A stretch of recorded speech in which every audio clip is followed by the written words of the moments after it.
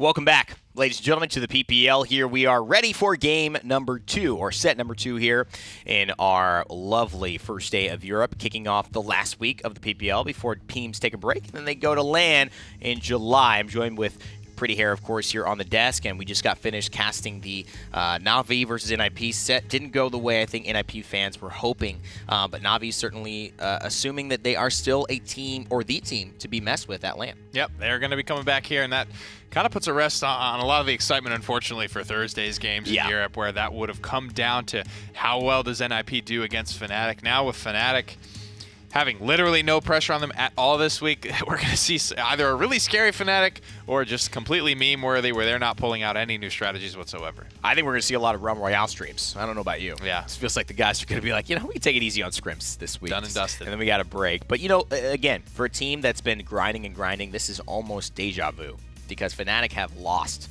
every single major LAN that they cared about winning. They wanted to win Vegas.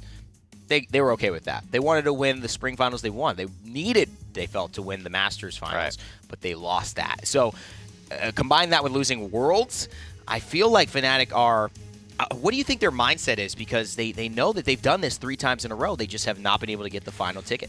Hopefully it's like a matter of time type of feeling, because that's the way I feel about this team. They go undefeated one more split, it will be a full year of undefeated online competitive play. And a team like that, it has to feel like a matter of time. Like, if it's not, it's like, what the hell's going on here? I feel like there's 2 different ways to look at it. Matter of time, or something's broken, right? And we just don't know how to fix that final piece.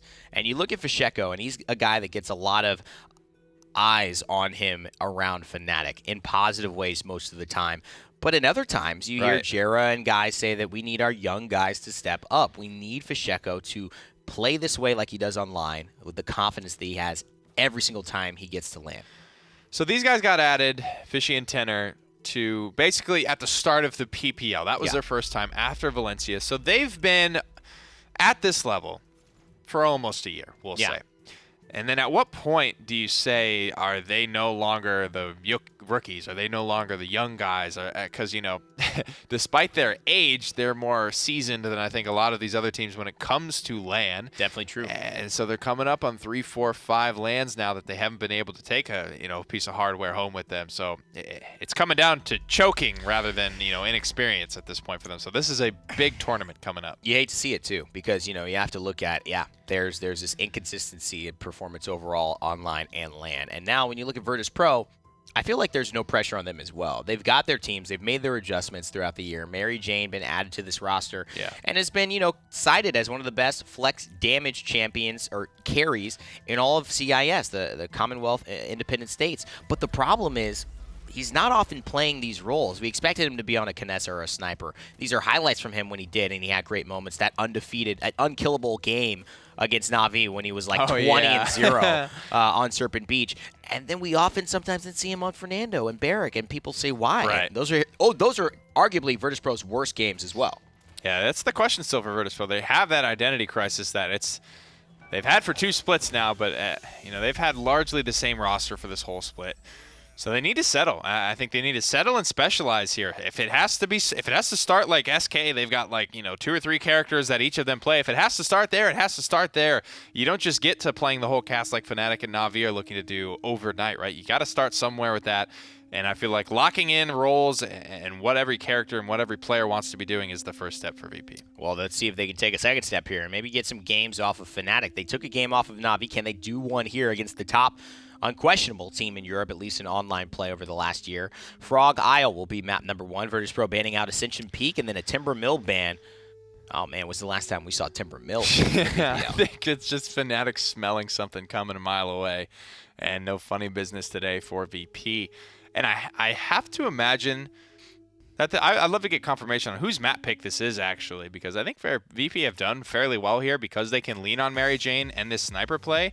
But at the same time, I have seen Fnatic obliterate people on Frog Isle. Absolutely. I mean, this was that game back when the season of PPL first started. This is when Virtus.Pro, at that time, with his Bittner, when they had him, he's on loan from Virtus.Pro, for those who don't know, to Fnatic Technically, for yeah, this isn't that season. funny? So what's interesting is that isn't that one they wish they had back, I feel like. But at that time, you know, they were playing, and they were 3-1 ahead as far as Fnatic. And, you know, Fnatic able to come back off of Fisheko's amazing EV play, and they were able to usurp that first place just because every other team, Navi and NIP, lost to Virtus.Pro sometime in that season.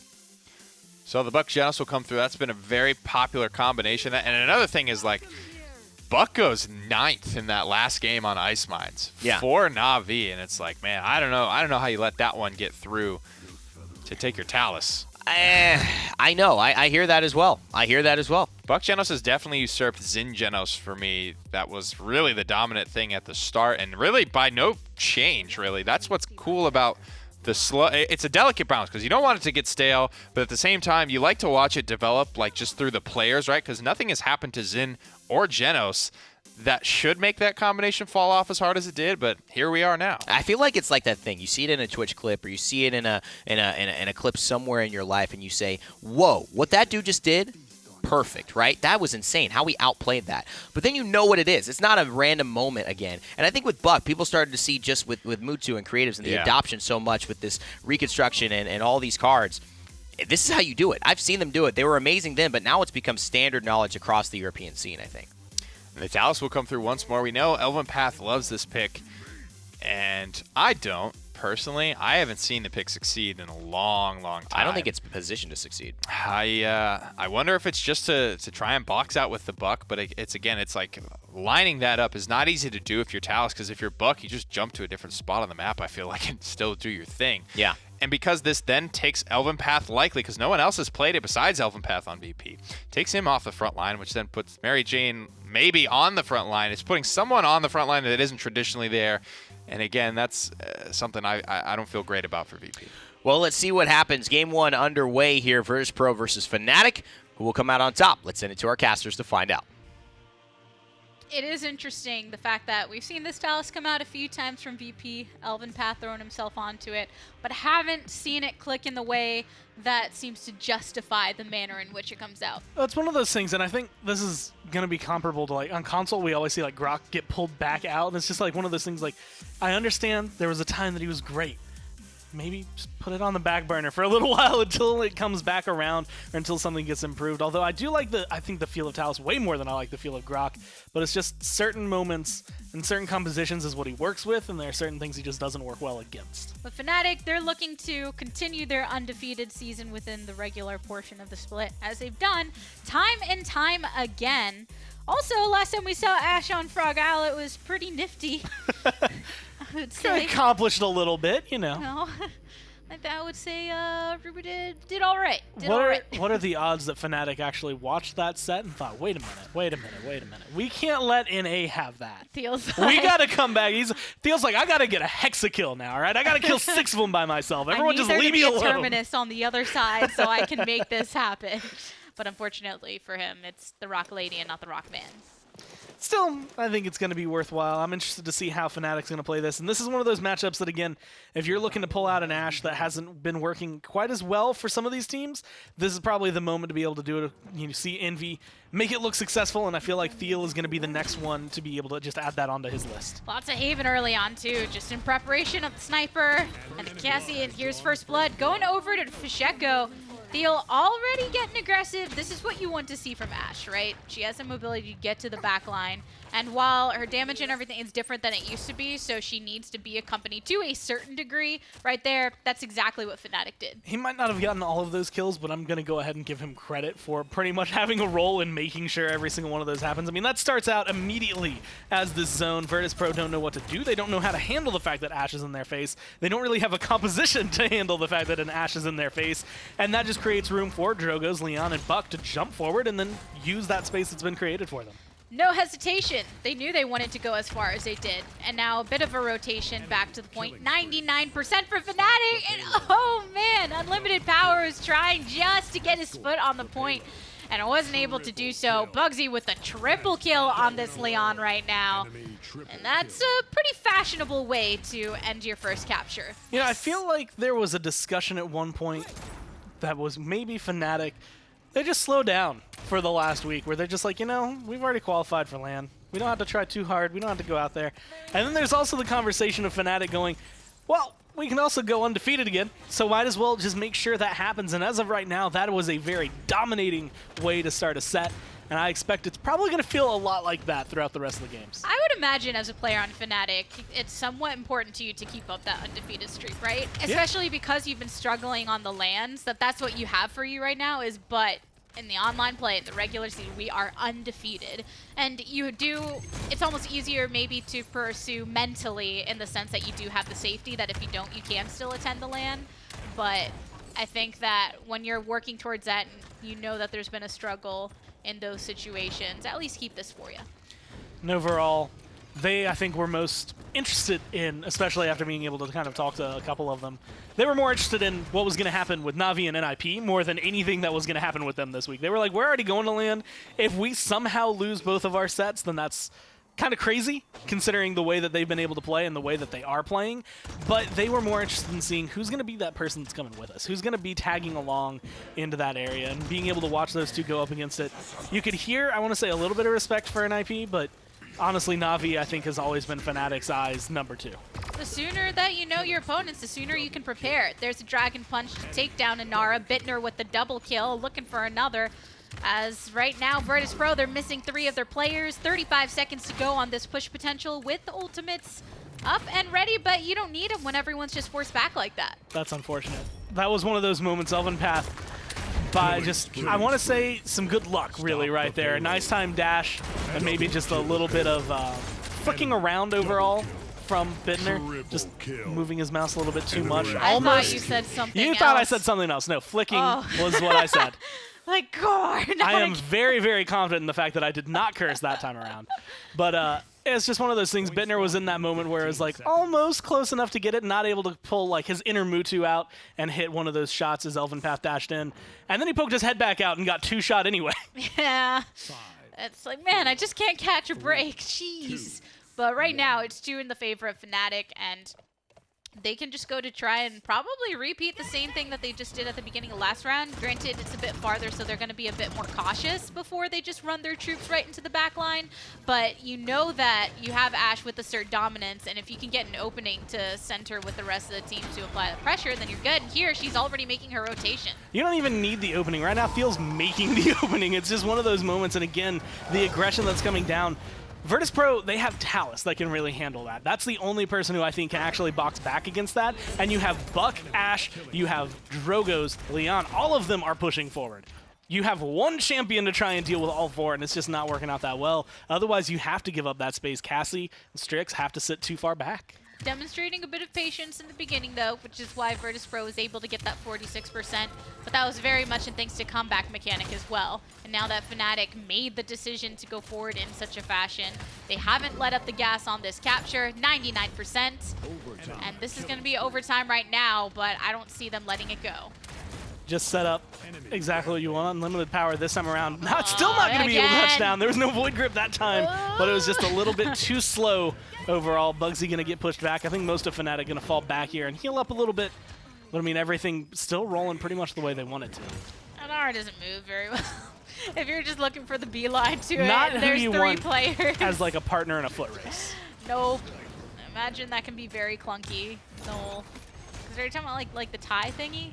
Where you like... Yeah, that works too. I was just talking about in general. Like if you're running and then you tag for Inara, and then like she comes out and she's like at max half the speed you were going, you're like, man, this is not even worse than the 3-legged race, because not only is she going slow, but now you have a rock literally tied to your ankle. Yeah, I don't want that situation at all. Bro, they're getting a bit weighed down by not just rocks, but I feel like, mentally speaking, it's really difficult when, I'm sure going into this, no matter how confident you are, no matter how high your hopes are, you do know in the back of your head, we're the lowest seed going against the highest seed. I think when you're online and you're going up against Fnatic, I think it's very hard to be able to go into the set saying, we're definitely winning this one. Fnatic, on the other hand, can come into that. They can always come in, and that's usually been some of their downfall, is being able to come in and think, we are absolutely winning this set right now. They've put themselves in such a good position that this payload should just keep going. Yeah, right off of that Dragon Punch, everybody else is following up. So Virtus.Pro, 2 people alive. Madara 1 shot away from death, finds it from Bugsy, and this is going to be Fnatic's victory. A 4-0 to kick things off. Pretty standard. I mean, their composition, again, Virtus.Pro had something that was good on Frog Isle, not good to contend with Fnatic the way they were playing. It was very aggressive, Buck and Ashe being able to just push as far forward as they really wanted to. Even if there wasn't any space for them to move into, they just made it. Super true to their composition at the start of that game. Yeah, Ashe and Flanks and everybody just go, and Go. shoot away, and then we got this. So Fnatic looking strong. What do you think at the desk? I think exactly what we all expected. Fnatic come out swinging against a team that is clearly not equipped to be in a conversation of LAN and a conversation of the best in Europe right now, and they know it. It's no offense to either teams. It's just, I think this is just how everyone knows this set's going to play out. You see a couple little things changing up in the draft. Could be Fnatic maybe feeling out some new picks here, seeing this Leon being first pick, first ban, and some of the other competitive teams here in Europe. Ashe, too. Yeah, exactly. The Ashe, maybe they see what Rubu did and be like, there's maybe something there. And you've got guys like Theo who used to play that all the time. Yeah. You've got guys like Kliku who used to play that all the time. Maybe that resurfaces a little bit.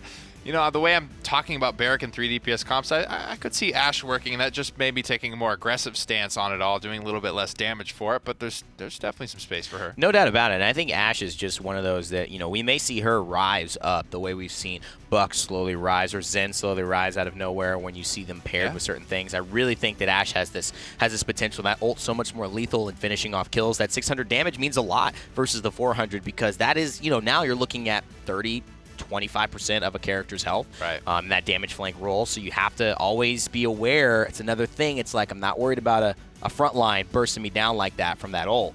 Now it might. So things to consider, and obviously Fnatic on their way. I mean, underway is this set, and already maps getting ready, I think, for game number 2. In my opinion, do you think there is a way for Virtus.Pro to salvage a W? Do you think they go back to Serpent Beach? Maybe they go to a different map, right? Something that might work a little bit better for them. Do they get a map here? This is a maybe from Fnatic. If they come out, and especially the only times Fnatic doesn't look infallible is when they are under pressure. So like we mentioned, they're confirmed for LAN. They don't have anything to lose here today, except maybe some pride. So I don't know. It's going to be very hard for Virtus.Pro to crack them. That was Virtus.Pro's map pick as well. That Frog Isle was theirs, and they get 4-0. They get smashed there, and now this is Stone Keep. We'll see what they can do. Well, Buck banned here from Fnatic. They know exactly what they want and what Virtus.Pro might want as well. Makoa taken away for VP, and you ask, all these new champions coming in, Furia and Khan, and those deserving these bans, you know, Makoa, how long can you always ban Makoa before you give away a draft that's clearly going to whoop your butt? Khan Furia, if anyone gets Khan Furia, man, that's going to be, whew, that's going to be nutty. Goodness, yeah. I don't know, because it's like, you know, those two they will kill you. That's a frontline healer combo. That would be like my favorite duo queue thing ever, because I feel like you could just do it all with those two characters. I mean, the only thing you'd be missing maybe, I'm not sure actually, because you have the damage app, you have so much setup, you have so much control. He could Commander's Grab into a Pyre Strike stun. You would just basically be able to delete him. It's burst nuts. heals once he throws the shield up. I mean, when I was playing Furia, I'm feeling like you get pushed, you hit a Pyre Strike, and that person is dead. Yeah. They just lose the fight. Yeah. You throw a Khan in front of her, man, I don't know what's stopping you. Absolutely, especially when she opens up those wings, and it really gets the battle cry going. Willow here taken as well from Fnatic, so it seems like Willow, definitely with Fnatic taking her here, is coming back. The Willow way has been seized yet again by Europe. I think that will mean people will try her out in North America. Yeah. I feel like Willow has made her entrance. All right. Again to the meta. And, I mean, this is the perfect time for Fnatic to do something like this. Yes. Maybe look at a broad stroke of all these teams that they might be squaring off against. What are they doing that's working? What are they doing? We know what works for us. We know basically anything in the cast we can play. So why not maybe look around a little bit, see what, you know, they're so far out in front. They have time to look back and look left and look right and see what else everyone is doing and maybe take a little piece from something else. Drogoz has been undefeated today. I think it's 5 wins in a row for when Drogoz has been available, maybe 4 wins because he was banned 1 game. So at this point in time, you got to wonder, are Virtus.Pro going to continue the streak, or will Fnatic Fnatic be that good that they even beat the Dragon, who has been dominating the play today? Let's into the casters and find out what goes down in Game 2. Well, the Talus comes back for VP. We have Victor and Willow both on the side of Fnatic. I do like, if you're going to go ahead into week number 5 with the security of getting to land, you might as well try those different flavors that have been making their way through. Again, I kind of like the idea that maybe Aspect's performance on Victor was so good that they were like, you know what, maybe we should try bringing that in, because there are certain maps where I feel like Victor can excel, and I think this is going to be potentially one of them, or this could just be Fnatic again. At this point, they could show off a little bit. There's something about Stonekeep, their control, and of course the fact that they're going up against Virtus.Pro, I think that all come together that you could see Willow and Victor all on one team, and it's honestly not too outlandish. The desk was right. Drogoz hasn't lost yet, though, today in the PPL. So with Virtus.Pro having Madara on this, could still be a very powerful pick, but it's just hard to say against Fnatic, who's been thrashing through the competition. I think Bittner is going to have pretty much his time dealing with Madara for the most part. I'm interested to see how Fnatic, I mean, we've seen him play Willow on this map before and it hasn't been that bad, and it's going to be gunnery. So Bittner, instead of going for shrapnel, instead of focusing on his grenade, is looking at a little bit more damage overall, which again is perfect to deal with something that's in the air. He's hit scan, and that's going to help take down this Drogoz. Well, here we are getting started. All eyes on Bittner to see how he is on the Victor during this game. A bit of a rotation to the opposite side. Fnatic taking a step back and not getting too aggressive just yet, since Theo took quite a bit of damage with Madara getting this high ground nice and early. A nice Dragon Spit coming through. No first blood just yet. 15% picked up for Fnatic. And that's going to be the big, long rotation coming around the side. Willow looking for the fight in the back line of where Virtus.Pro are. And honestly, Fnatic, they gave up, I want to say, a little bit control of the high ground just to grab a lot of control when they want to push forward. And on to this Talus, but still on the objective to get a little bit of a touch for Virtus.Pro. Elven Path putting in his work. The rest of the team ready to rotate as well. So Fnatic on this Willow throws down the dead zone, actually gets a decent lockdown onto the enemy, but here's a 1-for-1 trade as First Blood comes out at about 1:45. Theo going to be the one to fall down, which is probably worse off for Fnatic overall unless they can start picking up a couple more kills again. It's been kind of a slow burner in terms of fights, or at least in terms of kills, as it's been coming through. A lot of damage trading back and forth, but Fnatic getting the kill right there on a Mary Jane makes it a lot easier to get back to this point. 63% for Virtus.Pro. Up there's the kill onto Unlimited Power. Nice shots coming from Pacheco. 63% onto the... Yeah, he just went around the bang, stairs. bang, bang. It was done. There we go. Then just turned away. Didn't even have to bask in that glory. But all in this time, Fnatic, 54%. Virtus.Pro, they got to get a decent amount of impact. But here's the ultimate from Willow. Gets some nice long shots right into that side corridor and forces the members of VP back. So even if you don't get the kill, look at the pressure that he's just applying in this time. Dragon Punch coming through, maybe looking for Theo, immediately turns around, doesn't want to try and fight in that open space, and so it's going to get locked down, and that's going to be an ult that ultimately finds nothing. 93%, 96. Fnatic are just standing on there, and here comes the barrage. Mary Jane goes down, though. Is Bittner going to find anybody with this one? Fires a little bit, but decides to back off for the rest, and next to time and space, Bittner facing off directly against that full front force. But overtime finishes off, and Virtus.Pro take a bit of control, but Theo, he's still standing strong right here on the objective, just soaking up as much damage as he can for as long as he can, but finally goes down. I think Virtus.Pro take this point now. I mean, Theo, that was one of those moments of do you fall back, do you stay aggressive? He stays aggressive, goes down too long in the death timer, and now Virtus.Pro are going to be able to take the point. And honestly, this is partially going to be the fact that they've been playing it well, but would also say part of it is just kind of positioning right there. Bittner got caught out pretty hard trying to get the barrage, didn't find as many targets as he wanted, and then immediately gets sniped away by the Genos. Theo was trying to do his work, as I'm just going to try and keep this going as long as I possibly can until somebody can join me. But no one was able to join in time. So Virtus.Pro, for the first time in the set, getting a point, actually get to the first corner of this push, 2 minutes to go on it. But getting a lot of just greetings from the side of Fnatic. And this is a map that Virtus.Pro have shown a lot of strength in the past, and it's actually kind of curious. I was surprised not to see Jaguar Falls. I feel like that's become, like, in my head, that is the Fnatic map to go to. And so being able to bring it here, we know Virtus.Pro chose Frog Isle, so Fnatic wanted to come here. And it's one that I feel like, again, maybe it's beat them on their best map, and then you feel really good about however this set's going to go no matter what. But it's also a map that you can feel confident on, especially with the way things have been going. I think they want to make this Willow work. It feels like Fnatic, of all people, of all the teams, are the ones that are really trying to bring it in.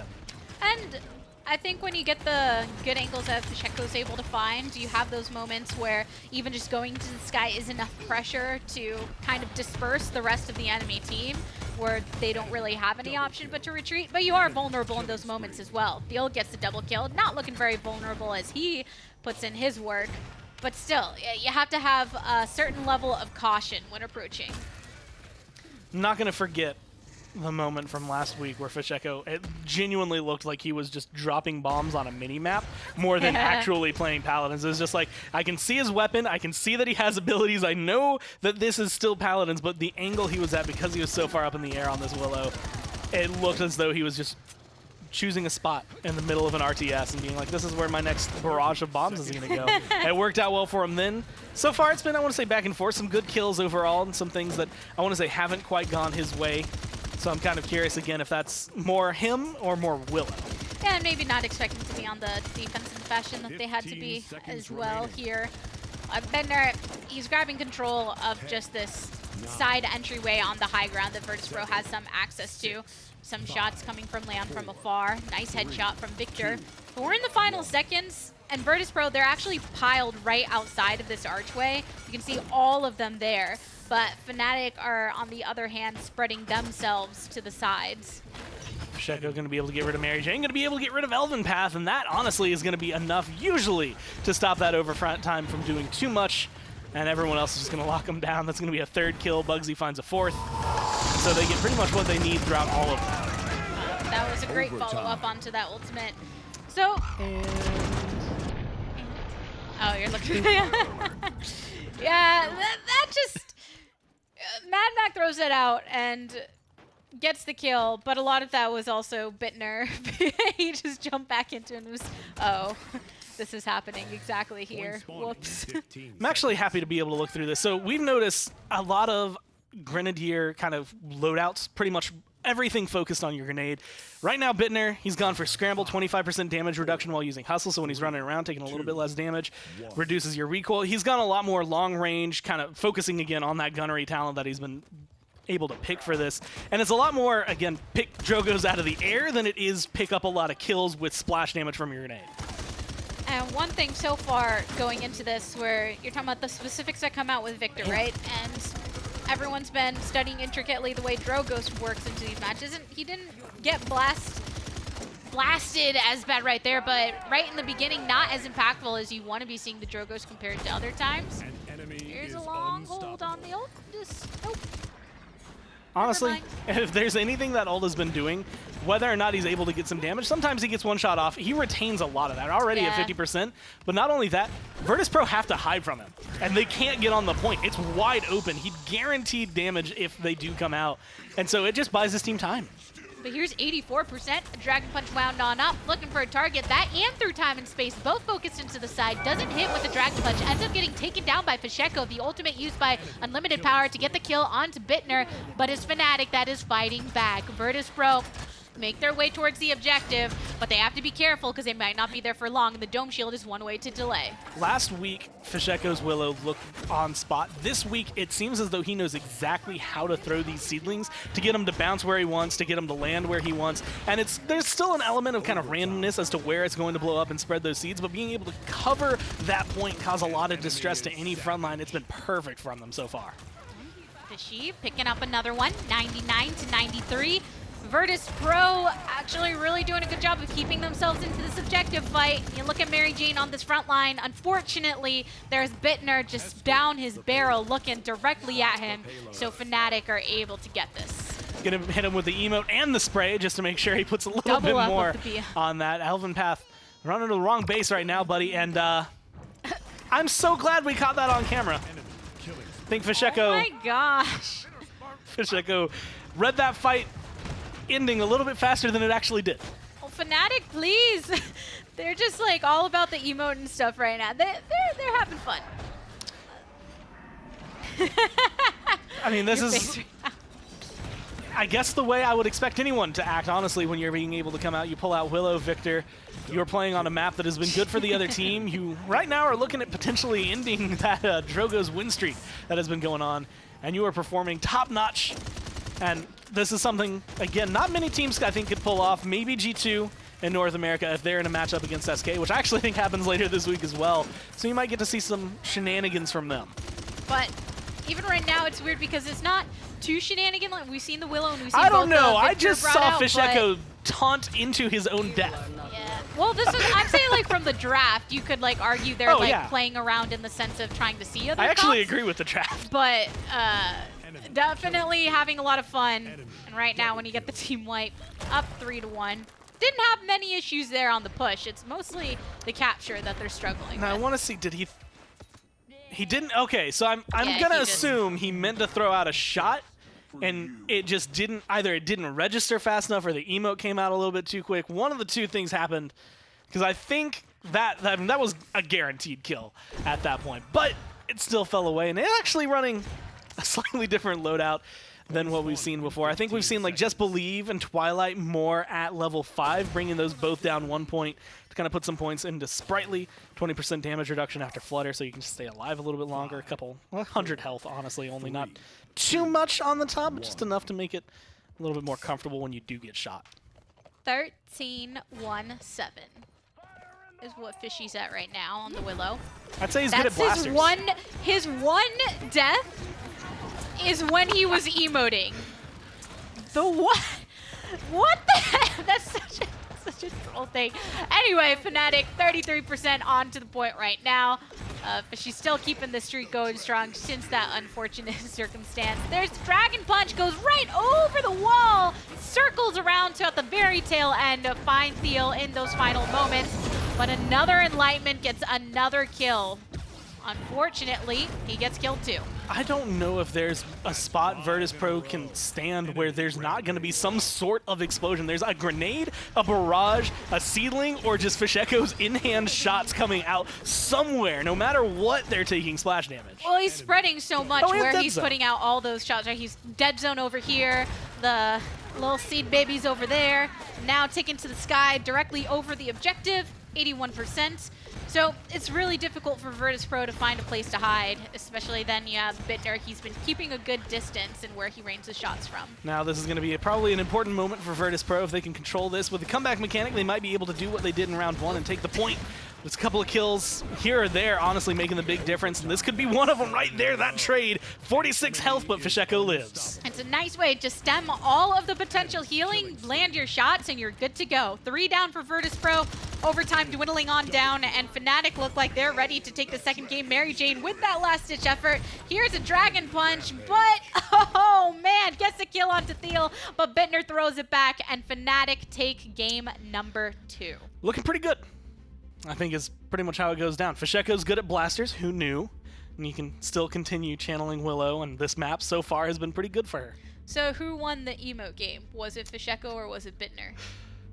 I had to give it to Bittner because Bittner didn't die to her. Actually, you know what? I'd change that. Fish Echo wins because he threw out one of the bravest emotes I've ever seen. Just being able to say, like, you can't kill me. I mean, it did, but You it can't worked. kill me. All right, Dusk, go ahead and take it away. We sure will after those lovely pipes. I mean, I want to keep hearing you sing, Gabby, but unfortunately we'll have to send it to you for the final game, what I would assume if Fnatic continue this 2-game Yeah, spree. whoa now. Hey whoa now. now, Virtus.Pro, they could reverse sweep, okay?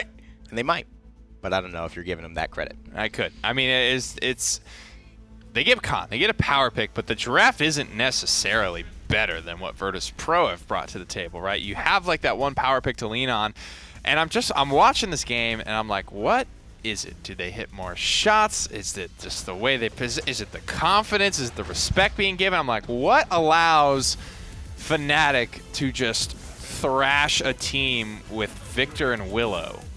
You know what it is? You know, it's just like... It's just game sense. It's knowledge. You're talking about guys who have come into this league for the first time, and when you replace them, when you have Bittner, when you have Sephic Cloud on your squad, when you have a team that has Simsaloo, when you win a LAN, and then you take piece by piece every single player who had experience, who was there for a reason in the beginning, and relocate them and start anew, you're gonna... I don't know if you can even say it's a thing, Nick. It's the intangible stuff that you just can't get behind. I feel like if you could point to it beyond. black and white, yeah, you know, anyone could do it at that point. It's not that simple. Anyone would be doing it.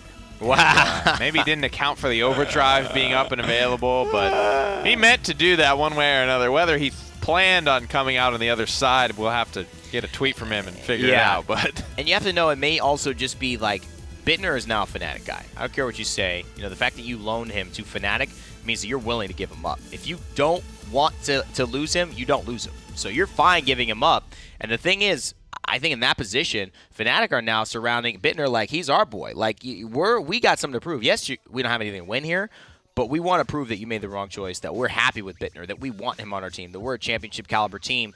Although it hasn't shown in the LAN wins that we want, we're showing it online, and we'll be showing it next LAN. Right, and it comes down to you look at Wardoom and Vex at the same time making that swap.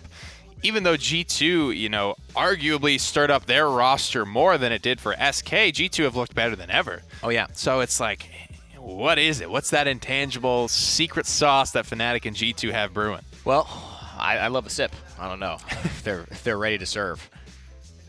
Frozen Guard here will be map number 3 as we keep it going here in the PPL.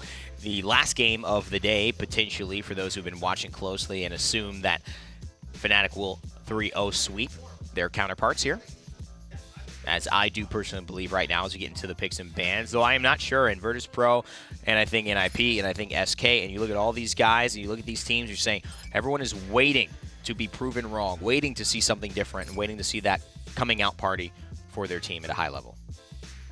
Bans here normalizing a bit more as we juke and jive our way through this game number 3 draft. Yeah. Geno's come to first. You're not welcome here, Nick. And neither is this funky, smooth beat. You know why? Because it's distracting. It throws me off my center. In fact, so much, throws me left and right. You know, at least it ain't. I think they're turning it up a little bit. I think they are, too. They realize the rhythm is here. The groove is right. The mood is set. I've got a light on my face, you know. I feel like I could definitely be bouncing a jazz bar in this outfit. You know, you walk to the jazz bar, I'll have a... Or am I pimping in the Chatty, VIP please. booth in the back? Yeah. All right. Which position do you place me? How do you walk in the bar? You got to have this off. And I'm Willow's hired muscle when she wants to go out. That's what it hey, is. man, if we both walked in the bar right now, this music should be playing. That would be the best way to show it. You know, who are these two dudes? Whoa. Putting drinks down, guys, mid-sit. Oh, God, you know, I need to step up my game. You know, girls out there leaving whoever they're talking to, running over. Ladies. A little buddy cop. We're taking that movie starting. A little something brewing here on Frozen Guard. Oh, and now we go into the disco. Sorry, I have to move on. Well, we are in Europe. I guess we are. Fernando getting taken, and a Tyra. That's pretty interesting. It's wunderbar. It's fabulous. Wunderbar. It's fabulous. It's wonderful. It's fanatical. You might even say Virtus.Pro-tastic. Virtus.Pro amazing. And then we just milk this moment for all it's worth. You know, I mean, because it doesn't happen often. And I think it's the Grover ready to go, and I think the Maldama's ready to go as well. And so are we. And I think the casters are ready. Let's see what they have brought to the groove session here as we send it over to them for game number 3. I don't know if Very in-depth desk analysis right there. I don't know if it's the most fun place to be or if we should stay as far away from there as Oh possible. no, I want to go. It's one of the. They were really They've zoned got into it. Like I feel music. like maybe leave them to Nick their was own spinning thing. around in his chair. I don't know. It's a fun time here in Alpharetta, everybody, and hopefully a fun time here in game number 3, Virtus.Pro versus Fnatic. I think I can speak for everyone. I can say this, and I literally just tweeted this out. But sets like this are really fun to watch. Not because of the same reason that it's fun to watch, like Fnatic versus Na'Vi, right? You watch that set and you're like, this is going to be the top level of Paladins, like top 2 teams that we have seen pretty much all year going up against each other. This one's fun because this is Fnatic just flexing how good they are, and you get to see them showcase that even on champions that maybe it shouldn't. Like, okay, I'm going to run Willow again on a map that we actually haven't run her before, and still probably going to look pretty good while I do it. Willow was looking mighty fine during the last game. So, with Fishy kind of just zoned into that, I expect some of the same. Looks like same Lodo as well. Going into game numero 3. And we get some Tyra on the opposite side as well. It's always fun when we get to see her come into play. It's Tyra, and not Phoenix. Have that favorite quarry. Just making sure that you have a little bit more reveal overall. A lot of things going a little bit longer. That's 10 seconds of a reveal. I've actually never seen that card run at level 5. You are going to see them forever if you're Madara. I mean, I wouldn't say wall hacks, but kind of like wall hacks. You'll never lose sight on your opponent. Never lonely. Always somebody to look to. But nonetheless, Fnatic, they made their early rotation. There's your first blood coming from Theo. And Virtus.Pro, in response to actually the pursuit of the kills on the side, decided to rotate in the opposite direction, but chunk down so low currently, where it just leaves a nice cleanup from the rest of the team on Fnatic. 3 down for Virtus.Pro, and the objective is going in the favor of red. Fisheko makes me want to go play Willow, and I just know it won't be the same results. He makes it look so seamless, it looks so clean, it looks like it could actually feasibly work. And I think, granted, again, when you have a skill gap, I would say that is the difference between first and last as you do in this set. It's going to look that good no matter what. Well, and I think a lot of it, when you have somebody like Fisheko who's very skilled on the blasters, so he knows exactly where the best place to target all of his abilities is. You're seeing the max potential of that anti-heal, right? Of just the ceiling taking over entire areas. And that's where a lot of times on the side of Virtus.Pro, when you have none of that healing really coming through in the capacity that you need it to and stuff, you just get burned down so quickly. I feel like the music we had going is Willow's music. I feel like that's like her iPod's plugged in. People don't use iPods anymore. I don't know why I said that. Literally any other form of playing an MP3 would be there. Willow's still living in. I mean, I guess that's the old one too. It's just that in the big chunky block, that white brick. I used to have one of those. I did not, but I knew plenty of people that did. A Zune? Or the Willow using a Zune. Remember when some people like went for that and then just died? No, I actually don't think I ever knew anyone who would willingly say I owned a Zune. Oh, well, maybe not now, but no, I don't know even think at the time. I knew people that had Zunes. They were like, this is the way of the future, guys. I was still rocking a CD player. Yeah, I walked to school with a portable CD player in my backpack and had the headphones routed into my ears. That was my life. Glad you were there with me, Gore. But we're the before times. Yeah, the before 4 times. But Fnatic right now, they just are kind of doing Fnatic things. Like, what else can you really say about it? Just, it's not that there's like these big kills going all the way through. They've just consistently been able to push this, and they stayed grouped together, and the range that Bittner has provided from hitting from afar with, you know, it's just a little tick here and there, but enough consistency that Virtus.Pro are having a difficulty finding an opening. Yeah, I'm guessing since they have them all down, but that's probably a Ferocity Grover coming down from Bittner as well, so a lot of damage that is going to be on the side of Fnatic. And with the way things are going, he's still got a little bit of healing in there, but yeah, he's definitely looking a little bit more aggressive overall. I think that time maybe a little bit too aggressive for what exactly is the base here on Frozen Guard. Didn't get everything they wanted out of that Tyro ultimate. Fnatic still standing with everybody here ready to push this through. Bugsy on the low does find his death. Madara with the double kill, and Elfin Path picks one up as well. So maybe this is exactly what they needed to hold this against Fnatic. I feel like part of that, there were 2 parts to that defense.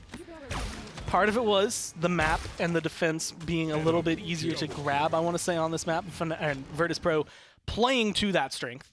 And part of it was Fnatic maybe jumping the gun a little bit on some of those fights. Bittner jumping in, Fisheko getting aggressive. Bugsy not quite able to get his ult off. I don't know if he wanted to, but he got into a position where if he had done it, he might have been able to find 2 kills off of it even, but was in this awkward position of, well, do I ult and hope that we get it, or do I just hold on to it and, you know, keep memeing on him in the next round?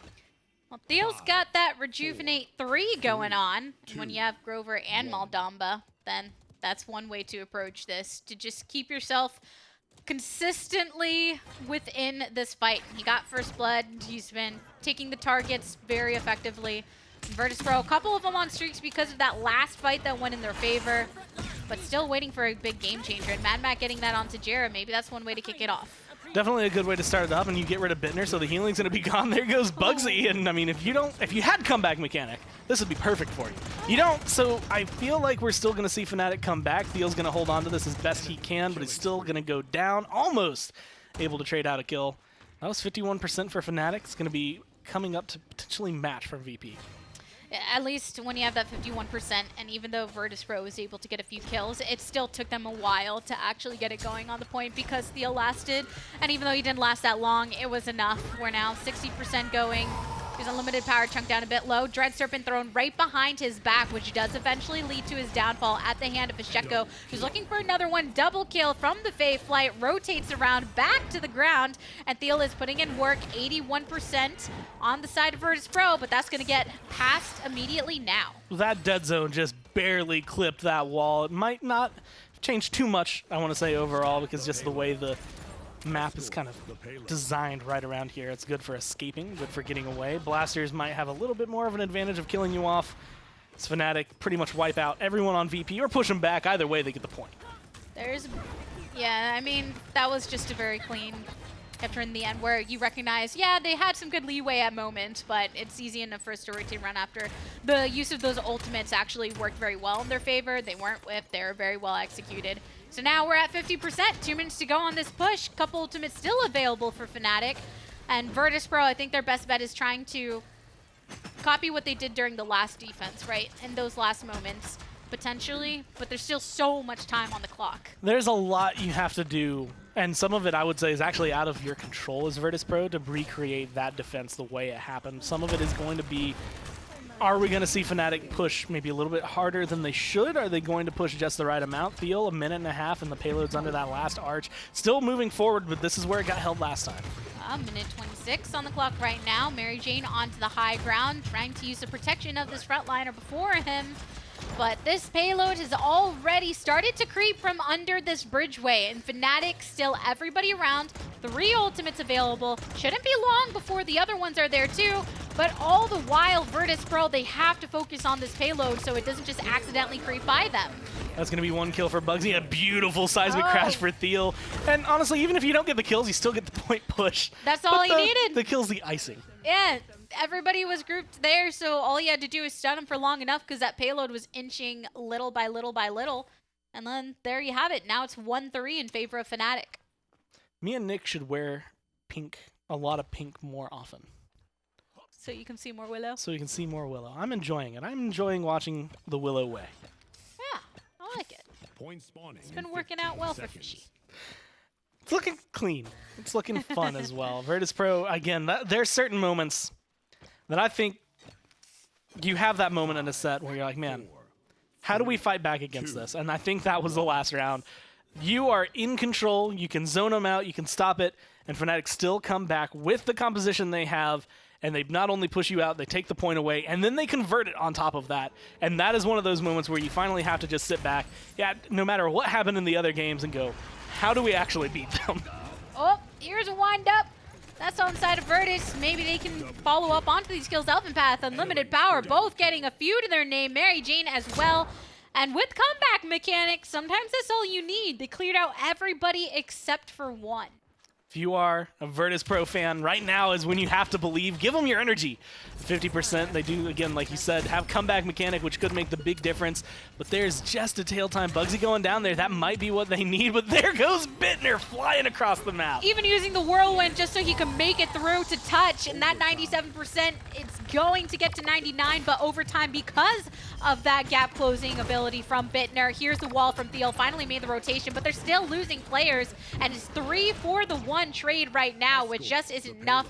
So Virtus.Pro, they capture. What could have been the hottest comeback, and probably one of the most difficult comebacks I think I could have ever seen.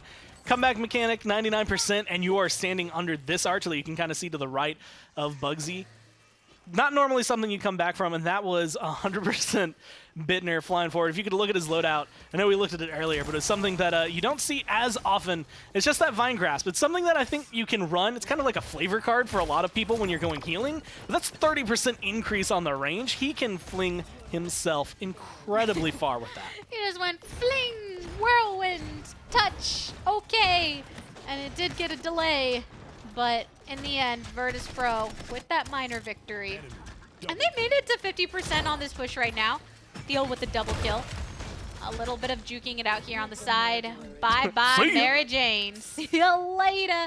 And go over the edge. Taken down, pushed back, and I think we've seen stories like this before where it just comes down to how much was accomplished based on the comeback mechanic, how much was accomplished. Actually, Virtus.Pro held that really well. The fact that they took not only that first engagement, but the second comeback of Fnatic and were able to just kind of thrash them was impressive. But again, you're looking at a composition that, save for Tyra, is all-stars. Well, maybe Tyra and Talus, the two Ts. But everything on Fnatic, when it's firing on all cylinders, looks dominant. And that's why right now, Bugsy with the double, and then he and Bittner teamed up for that kill right before that too. So it's just zoned in. Okay, we're in that final minute. If we can get a few picks and just keep moving on forward and separate them from the payload, that's all we need to do.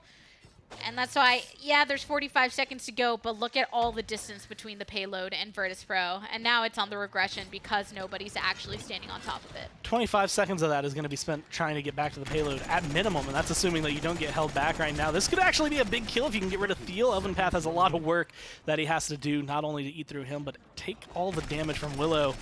And that payload is just moving back and back and back.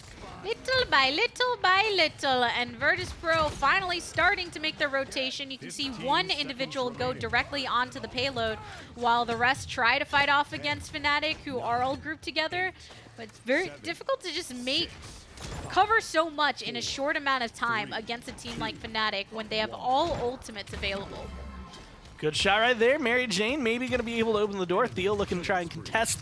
And this is where I think this is like the dividing line for Fnatic. Do they let it go in and then just kind of keep up the suspense and make a good show? Or do they just come through and try to find a bunch of kills? Right now it's going back and forth, but Fnatic once again, barely any health to his name, finds himself a double kill. A double, but then Bittner goes down too. So barely even a little bit of back and forth. But that's the thing, when you're at that point in time, overtime's been going for a decent amount. You take down those whose job is to stay on the payload in that moment, and Fnatic, they get the defense. A lot that can go right, a lot that can go wrong. 3-2, so you do have half comeback mechanic here for Virtus.Pro, and it's been somewhat good for them so far. Actually, good loadouts as well. You have Brand, Immovable Object, Incinerate coming down for unlimited power. These initial fights the last 2 rounds have actually been really strong from them. The question is whether or not they can hold on to it as well, and I think that's more a question of how does Fnatic approach the fight more than anything. Yeah, for sure, for sure. Hey, Bugsy was almost at the 666. I'm glad he has 2 extra It's the crab. 2, The crab. 1. Are you a fan of the crab? I'm not sure. You said that quite enthusiastically, like you were feeling some type of way. I like the about crab. This crab. But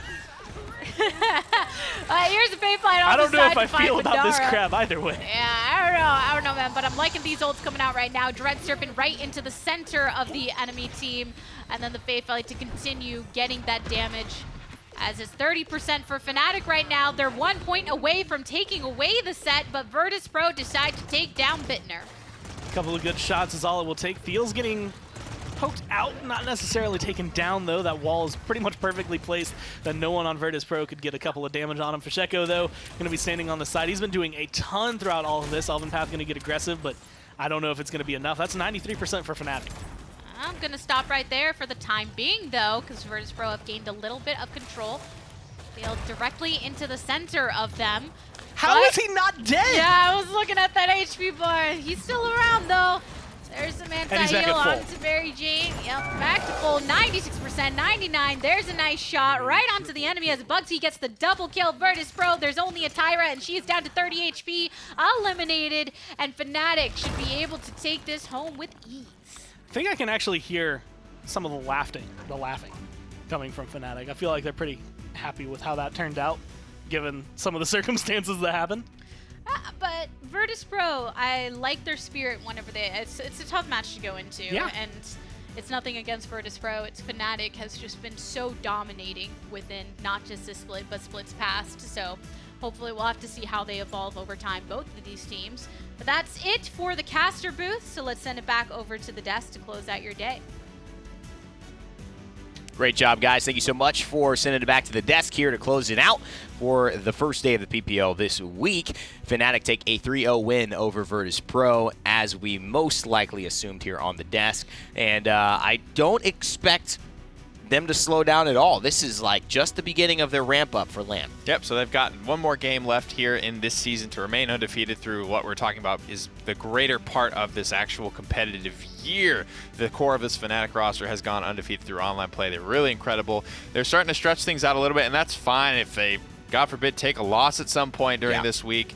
I think it'll probably have been well worth it, right? You know, scrim time, as everyone gets to, you know, to boot camps and things like that, it can be hard to come by, and it's really kind of the most important thing is that scrim time leading up to LAN, figuring out what's it going to be. You know, Furia is going to be available at LAN, so that's a whole nother beast. Yeah, it's a big deal. And maybe that opens the door, right, for whoever does the most homework with Khan, like Na'Vi did.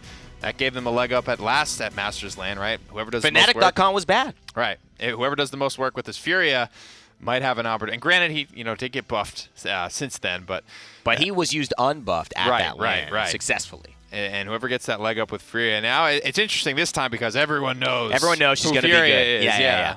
It's interesting, you know, and I think you do have to look at moments like that where Na'Vi, 8 days after winning the World Championship, went back to training.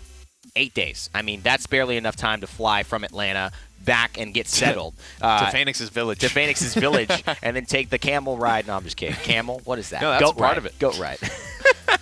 You know, so I think at this point you do have to say Fnatic, if they're going to take this top spot over Na'Vi, you have to be willing to put in twice the amount of work that they are, because you know they're going to put in a ton of work to be ready for Furia.